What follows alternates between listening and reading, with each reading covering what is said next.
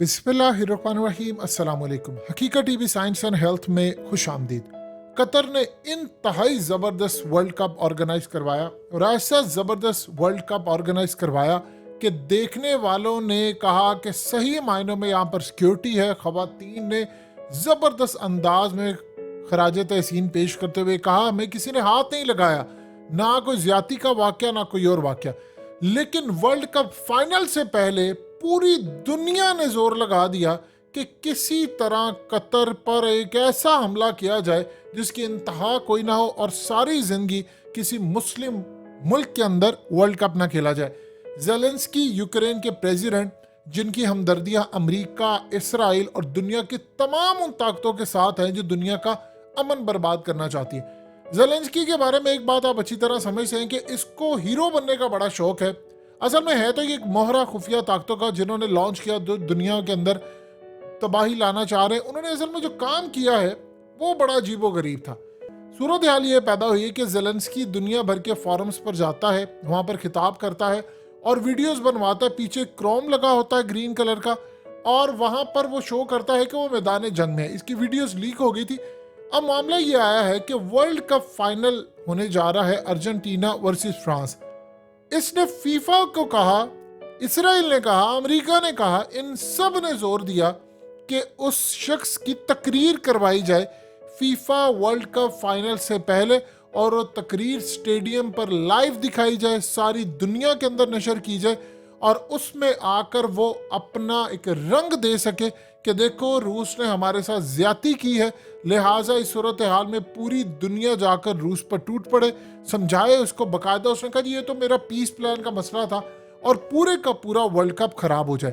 अब कतर को इस बात का अच्छी तरह अंदाजा था कि असल में एक दफा खेल मुतनाज़ा हो गया तो उसके बाद सूरत हाल खराब होगी। वो इतना बेवकूफ नहीं है कि उसने 220 अरब डॉलर्स लगा दिए इस वर्ल्ड कप के ऊपर, जो कि आम किसी मुल्क के अंदर हो तो 15-20 अरब डॉलर से ज्यादा लगता ही नहीं। और लास्ट वर्ल्ड कप रशिया के अंदर हुआ था तो 11-12 अरब डॉलर तो रशिया में लगा। तो प्यूटिन तो पूरी दुनिया का किंग समझा जाता है, उसने अमेरिका को शिकस्त दी। अब असल में चूंकि इनको हो गई है शिकस्त तो उसने कोशिश ये की कि मैं कतर वर्ल्ड कप के फाइनल से पहले एक तकरीर करूं जो कि पूरी दुनिया को हिलाकर रख दे, जो यूरोप के हक में हो और उसके बाद उसके बड़े दूर तक असरात जाएं। अब कतर को यह बात पता चल गई। कतर ने फीफा को क्लियरली कह दिया है कि यहाँ पर किसी तरह की कोई तकरीर हम बर्दाश्त नहीं करेंगे और स्पेशली रूस के खिलाफ तो वो बर्दाश्त ही नहीं करेंगे। हमने वर्ल्ड कप बड़ा ज़बरदस्त तरीके से ऑर्गेनाइज करवाया है और आगे उनकी नज़र ओलंपिक्स पर। आज अगर कतर का वर्ल्ड कप मुतनाज़ा हो जाता, इनकी बहुत बड़ी साजिश थी कि किसी तरह इनको लड़वा दिया जाए रूस के साथ, ये कहकर के देखिए ना कतर मजबूर है वो क्या करता। ये तो असल में फीफा वालों ने कहा था। देखिए जिसने 220 अरब डॉलर लगाया होता है फीफा वाले उनकी जेब में होते हैं, ये आप जेब में रखिएगा। ये ऐसे नहीं मिल जाती कि आपको किसी मुल्क के अंदर ऑर्गेनाइज। कतर की बहुत पावर है और दुनिया में पावरफुल तरीन मुल्क जो समझे जाते हैं उनमें कतर का शुमार है। यानी दुनिया के इंटरनेशनल इस्टेब्लिशमेंट के जो बड़े ममालिक हैं उनमें कतर शुमार होता है और कतर किसी से डरता नहीं है। जिन्होंने दुनिया की सबसे बड़ी जंग अफगान तालिबान की अमेरिका के साथ कतर के अंदर उसको ख़त्म करवाया, मुज़ाकरात करवाए, सब हुआ, तो सोचिए उनका लेवल क्या है। अब जो मामला यहाँ पर सामने आ रहा है, इन्होंने बड़ी धमकियां दी, कतर के खिलाफ बड़ी कैंपेन चली, बड़ा प्रोपेगेंडा हुआ, शराब नहीं, ये नहीं, वो नहीं, वो सारी चीज़ों में सक्सेसफुल हो गए। अब फाइनल चीज़ ये थी कि किसी तरह तकरीर करवाई जाए। कतर ने फीफा को वार्न कर दिया कि चाहे पीछे इसराइल खड़ा हो, चाहे पीछे अमेरिका खड़ा हो, हम ये काम यहाँ पर होने नहीं देंगे। अब जानते हैं कि इस सूरत हाल में जब पूरी दुनिया ने कहा कि हम जिस परस्तियाँ पर आप होने थे, यहाँ जना सड़कों पर होने थे, शराब चलने थे, बदकारी होने थे, उन्होंने कह दिया फीफा को कि हमने इस्लाम पर कोई कंप्रोमाइज नहीं करना। 4 हफ्तों के लिए हम इस्लाम पर कंप्रोमाइज नहीं कर सकते, ना हम इस्लाम को बदलेंगे, ना हम इस्लाम के खिलाफ जाएंगे, हम अपनी रवायत को बरकरार रखेंगे। अब हुआ उसका फायदा ये कि जितने वहाँ लोग आए थे वो इस्लाम कबूल करना शुरू हो गए बहुत बड़ी तादाद में। इन्होंने म्यूजियम डिक्लेयर कर दिया मसाजिद को, वहाँ पर कहवा चल रहा है, वहाँ पर खजूरें दी जा रही हैं। अमन इतना कि खवातीन रात के 2-3 बजे जाए, किसी की जरूरत नहीं है उसको बुरी निगाह से देख सके। बाकायदा खवातीन ने जो यहाँ से जिस मुल्क की हैं, यानी जो टीम हारती जा रही है उनके फैंस वापस चले गए, बाकायदा उन्होंने वहां पर जाकर पूरी दुनिया के लिए पैगाम, वीडियोस बनाई, ऑडियोस उन्होंने बनाई, मैसेजेस किए, ट्विटर के ऊपर वो आए, इंस्टा पर आए, फेसबुक पर आए, यानी वी लोग बनाए हर तरह का जो काम हो सकता था कोई। उन्होंने कहा कि जी दुनिया में ऐसा मुल्क हमने देखा ही नहीं है। और कुछ लोगों ने इस्लाम को पढ़ा, आकर उन्होंने बताया कि वहां पर कितना अमन है, हमें प्रोपेगेंडा के तौर पर धोखा दिया जाता रहा। अब यहाँ पर बहुत बड़ी साजिश थी कि जी यहाँ पर बंदा आएगा और वो आकर बात करेगा कि मुसलमान क्यों खड़े हैं रूस के साथ। आप जानते हैं अरब ममालिक सारा रूस के साथ खड़ा है। उसे चाइना के खिलाफ भी तकरीर करनी थी, अमेरिका का साथ देना था और दुनिया को ये कहना था देखिए जो पैगाम वो दुनिया में कहीं डिलीवर नहीं कर सका। हुआ यूं है कि इस वक्त यूरोप के तमाम लोग इससे नफरत करते हैं, इसको जोकर समझते हैं। उसकी वजह क्या? उनकी हुकूमतें इनके साथ खड़ी हैं, अवाम इनसे नफरत करती है।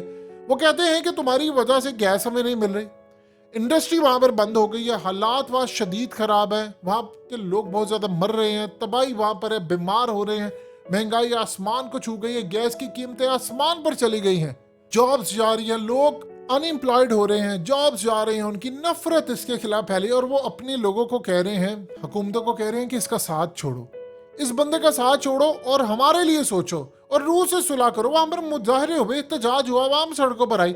लेकिन सूरत हाल वही है जिस तरह पाकिस्तान के अंदर आप देख लें कि क्या मामला है। अवाम कुछ सोचती है, हुकूमत कुछ सोचती है। वहां पर यह मामला हुआ कि इस बंदे ने सोचा कि मेरे मामला काफी सारे खराब हो गए तो मुझे यहाँ पर आकर एक तकरीर करनी है। अगर मैं यहाँ पर तकरीर करने में कामयाब हो जाता हूँ, एक मैसेज जो मेरा इस वक्त पूरी दुनिया में नहीं जा रहा वो वर्ल्ड कप के थ्रू चला जाए, हेडलाइंस बने। फीफा ने इनकार कर दिया। फीफा ने इनकार इसलिए किया है कि कतर अब ये चाह रहा है कि किसी तरह हम यूरोप को सबक सीखा। आप जानते हैं कि इन्होंने कहा हम जिस परस्ती का, उसके बाद पूरा मगरिब कतर के खिलाफ खड़ा हो गया था। ये आखिरी वो साजिश थी जिसको कामयाब बनाने के लिए दुनिया की तमाम ताकतों, चाहे वो इसराइल हो, अमेरिका हो, सब ने कोशिश की कि किसी तरह ये हो जाए। लेकिन इस सूरत हाल में कतर को इनकी साजिश का पहले से पता चल गया। अगर ये मुतनाज़ा हो जाता तो सारी जिंदगी याद रखिएगा कतर के अंदर इवेंट्स नहीं हो सकते थे। और रूस अगर इनसे नाराज हो जाता तो मामला खराब है। आप जानते हैं कि अरब ममालिक इस वक्त रूसी कैंप पे इतना जबरदस्त लेवल पर आ गए हैं, उनकी आपस में दोस्ती हो गई है। उन्होंने बड़े लेवल पर दुनिया का निज़ाम अब मैनेज करना शुरू कर दिया है। अब यहाँ पर इतने बड़े लेवल पर जाकर यूरोपियंस ने इसको सराहा है कि हमें गेम के अंदर सियासत नहीं चाहिए। इनसे पूछिए अपने मुल्क के अंदर किसी मुसलमान लीडर को इजाजत देंगे, दावत देंगे कि वह आकर अमेरिका के खिलाफ तकरीर करे, बताए अफगानिस्तान में कितना जुल्म किया, बताए पाकिस्तान में कितने ड्रोन मारे? करने देंगे? नहीं करने देंगे तो आप मुस्लिम कंट्री के अंदर क्यों करते हैं? असल में सबकी सोची हुई साजिश थी कि किसी तरह यहाँ पर ये मान जाए। कतर ये कह दे कि ठीक है जी मैं मजबूर हूँ, फीफा कह दे नहीं तो ये करना पड़ेगा। उसके बाद कतर ने स्टैंड ले लिया। उन्होंने कहा जी जो मर्जी हो जब नहीं करेंगे। जितना अरब वर्ल्ड के अंदर इस वक्त खुशी मनाई जा रही है मोरक्को के सेमीफाइनल में पहुंचने के बाद, कि किसी से हजम नहीं हो पा रहा था कि मुस्लिम टीम पहुंच गई है सेमीफाइनल। इस लेवल पर अब ये हो गया। मुसलमानों के बारे में हमेशा इन्होंने नेगेटिव बात की, अब वहां पर पॉजिटिव हो रहा है कि इनके खिलाड़ी कैसे हैं। यूरोप के अंदर डिमांड बढ़ गई। ये जो फ्रांस की टीम ने इनको हराया है, ये ज्यादातर तो माइग्रेंट अफ्रीका के थे या अरब थे मुसलमान जो इनकी टीम में थे।